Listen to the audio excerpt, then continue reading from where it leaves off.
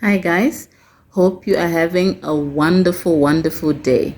Okay, so before I start this video, I just wanted to say that I know that some of you watching these videos are not subscribed. Guys, please come on, help a sister out here. Okay, when you subscribe, it actually helps me, it encourages me because I'm a mom of two as well, and it's so stressful. I do my best to do research and give you guys like information that is helpful. I hope it is helpful. So please subscribe, like, comment, and share this with your friends or anyone that you think that would benefit from this. It would help me. Okay, thank you so much. Now, let's go into this thing of, because I keep seeing this video on TikTok. Yeah, I know it's on Facebook as well, but I saw it on TikTok. This guy claiming that when he mixes 3% hydrogen peroxide and apple cider vinegar, it actually helps with sunspots. It helps with removing, was it birthmarks? Yeah, it also helps with wrinkles. Yo, a whole lot of things that this guy was claiming that this thing does. And I say claim because it has not been researched. Okay, and a lot of people in the comments are jumping onto this thing and saying that, oh, it actually helps, it worked for me, and all of that. Fine. I'm not going to say, okay, maybe it worked or it didn't work for them because I wasn't there. I don't know what research they did. But I'm going to talk to you not just as a scientist or professional, but as a fellow person. Okay. If the name alone, hydrogen peroxide, should send you running the other way. Guys, hydrogen peroxide is what we call reactive oxygen species. Okay. They are unstable. Okay. They are produced in controlled amounts in the body. Okay, and it happens sometimes when you've got infections.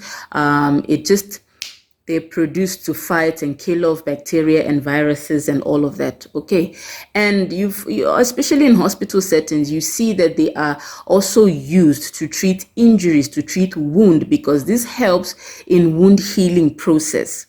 Okay, so has it been shown in research that it helps with all of these things that this person is claiming? No. It is not recommended for skincare. It is not recommended for skincare at all because it can be toxic to the skin. It really can be toxic. Even research has shown that it can disrupt or destroy the epidermis layer of your skin. It can cause blistering, blanching, etc., etc. But people or someone is saying that this thing works and it cures all of these things that they are claiming that it does. When your epidermis, because your epidermis is the top layer of your skin, it actually protects your skin from all these things that are irritants that can harm you. When that top layer is disturbed, every other thing, the irritants, all these bacteria, viruses, whatever, your skin becomes open for them to come in and do damage. You don't need that stress because already there are so many things that can cause oxidative stress to the skin, which is what reactive oxygen species do. Exposure to sunlight every day, exposure to stress and all of this stuff. And many times we've got even limited antioxidants to fight these things. So because these oxygen species, reactive oxygen species, are already produced in controlled amounts, we have the good amount of antioxidants to battle them, to degrade them, to break them down. But now you are adding hydrogen peroxide and using it constantly as a skincare routine, increasing the concentration of reactive oxygen species on you. You are going to have more problems because, guys, once you get burnt, once you have blisters or whatever skin condition you have worsens, you are going to need more money to fix these things. We just have to be careful. And on that note, I will even advise you that you up your antioxidants, your green tea extract, your vitamin C, vitamin E. You can get them from tomatoes, citrus, grapes, etc. Those are really, really good because it helps fight these things. And mind you, once oxidative damage is done, it means it's disturbing your fibroblasts, collagen levels, elastin levels, everything starts getting destroyed. And what happens is premature aging sets in. You don't want that. We don't want that at all. So please, guys, we have to be very, very careful. And he's not only just using hydrogen peroxide, he's also mixing it with apple cider vinegar. Now, in a research that was done, they tried to see how if apple cider vinegar, if you soak that particular part of your skin, if it's going to change the microflora of the skin while fighting something called atopic dermatitis.